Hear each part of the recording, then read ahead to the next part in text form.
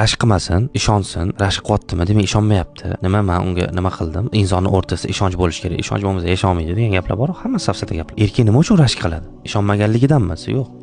Erkakligi uchun rashk qiladi. Erkakning sifati shunaqa rashk qilish. Agar u rashk qilmay qo'yar ekan, unda erkaklik funksiyalaridan bittasi yo'qolib qoladi. To'laqonli erkak bo'lmay qoladi u. Chunki erkak qanaqa yaratilgansa rashk qiladigan qilib yaratilgan. Tabiatan shunaqa. U o'zini, unga tegishli bo'lgan narsani himoya qiladi. Unga tegishli bo'lgan narsani nazorat qiladi. Unga tegishli bo'lgan narsani rioyasini qiladi. Ya'ni rashk qilmasa ekan erkak kishi, u kutib tursinki, shu erkakligiga hujum bo'ladi.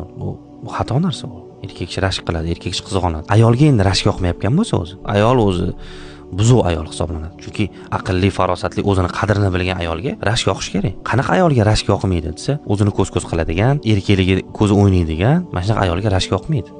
Lekin o'zini qadrini bilgan, o'zini himoya qilinishini xohlaydigan, ayolman, ayolligimcha qolishim kerak deb o'zligini tanigan ayol albatta rashkdan xursand bo'lsin. Chunki u himoyada u nazoratda u. Yana ham yaxshi-ku u ayolga. Rashk qilgan paytda unga yoqmaydi. Buzuq ayollarga-da ko'chada qanaqadir muammoga kirib qolsa, nima deydi bir pastda? Meni himoyachim yo'q, men bir ojiz ayolman.